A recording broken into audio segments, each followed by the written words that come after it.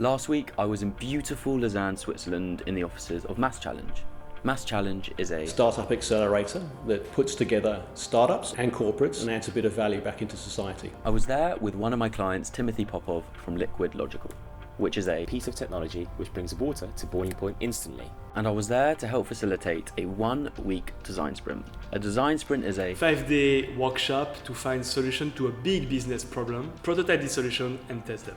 And the problem that Liquid Logical wanted to solve in this 1-week design sprint was to better communicate our story to key stakeholders. In this video, we will be taking you on a behind the scenes look to show you just how a design sprint works from start to finish.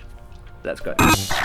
Day one, what did you think? So today has really been for us to explain everything we can and what we have about Liquid Logical and to transform that into actionable sprint goals which will develop as the week progresses. So what did we start the day with? We started off really just putting together thoughts on post-it notes. Yep. And everybody had to participate. Everyone had the opportunity to get out everything that was in their head down on paper.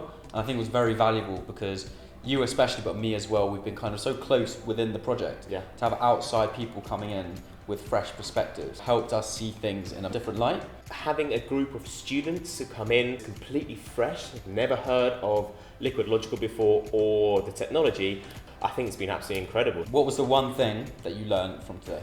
Being a founder, you're so locked into your own process. It's so easy to fall in this situation of tunnel vision.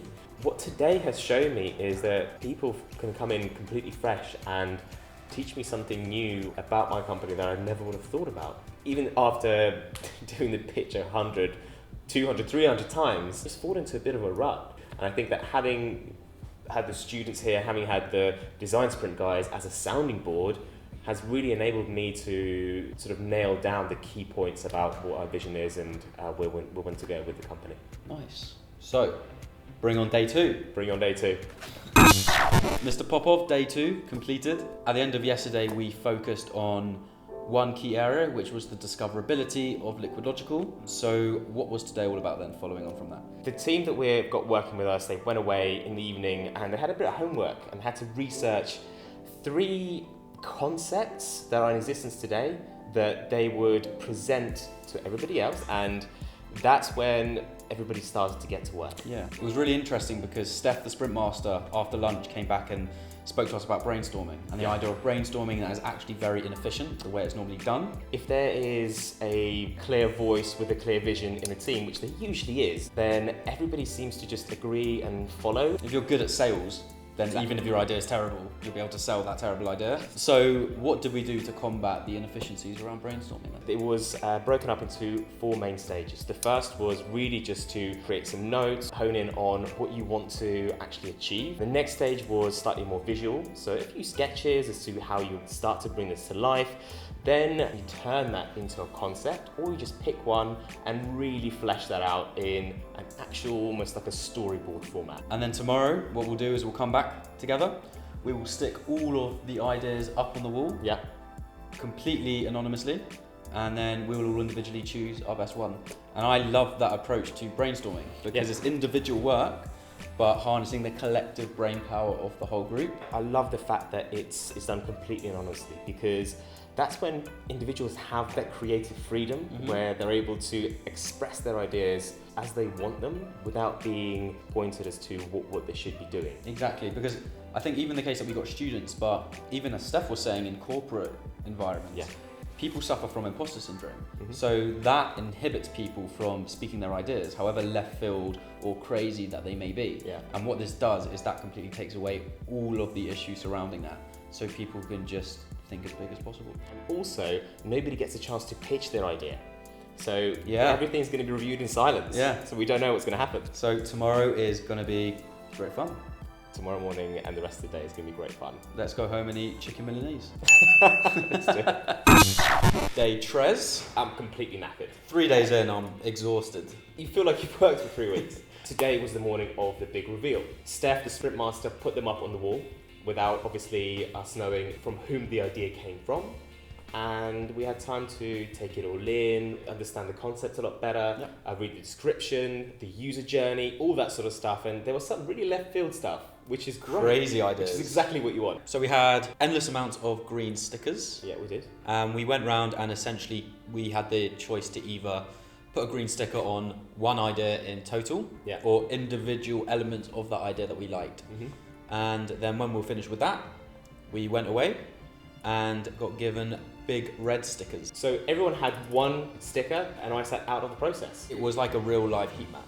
Because you saw in front of you where all of the little green stickers were, where all of the red stickers are, and there was a really incredible visual representation of where everyone's thoughts were. You condense 12 ideas into one concept, and you do that in a really democratic way, but at the same time you give everybody a voice. It's an incredible way of doing things. Then I was given 3 stickers, and I had to vote for my favourite part of a concept and my favourite concept. So then we took all of those ideas down, had a little bit of a discussion around what elements would come from each of those ideas that you decided to go with. Exactly.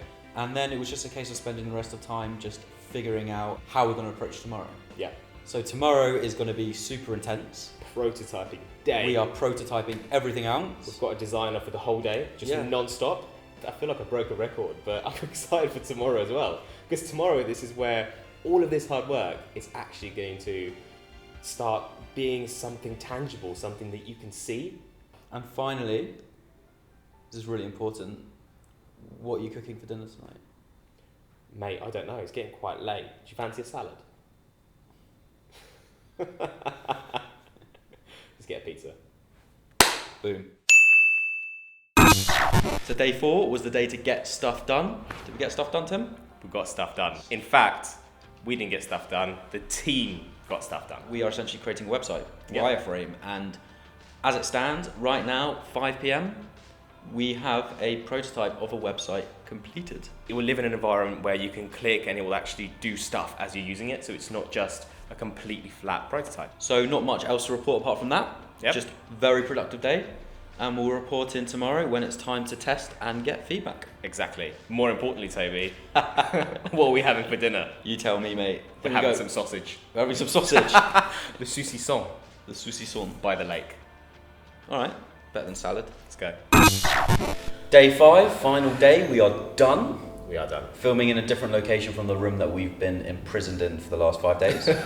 You say it like it's a bad thing. I'm going to miss, not the room, but the atmosphere. Been an incredible week. Yeah. If you could distill it down into one sentence, what would you say? We have been able to actually solve a problem that we had in the business, which is the storytelling around Liquid Logical and how do we deliver that in the best possible way to our key audiences and key stakeholders. Yesterday, obviously, we created a fully working prototype, a wireframe of a website. Yeah. And today was all about testing. Today was all about testing with real people from completely different backgrounds. There was a webcam and a microphone, and it recorded all of the reactions and everything that the test subject was saying. So we were behind the scenes in a completely different room, just watching all of this. The only thing we were missing was white lab coats, honestly. Yeah. I was going to say popcorn, but yeah. Apart from obviously having a working prototype of a website that just needs to be coded, what are 3 tangible elements that you are going to take forward, not necessarily personally, but within Liquid Logical? So I'd say the most important is this concept of what's in it for me. When somebody views your product, service, whatever it is, they have to know exactly what this means for them. And why should they care? Yeah, exactly. Why should I care? And just the technology alone isn't enough to convince or influence people. No, exactly. You just show how it will benefit them in some way. And that's something that is completely clear from today. I think it comes down to, again, the audience persona work that we did at the beginning. Yeah. It comes down to just understanding who are those key people that you need to be having meaningful conversations with in the early stages. And then you can present what's in it for them. Completely right. All right, point 2. Point 2, I think, is really focusing in on what's the real differentiating factor in terms of the technology, because what we've found is that it's this sort of mysterious point of how does this work is something that kept on coming up. We obviously didn't anticipate it to be that much of a factor as such, so now we can really sort of get to work on that and bring that forward along. 2 very valid points. Point 3? Point 3 is, do you know what we're having for dinner? No. We're having raclette.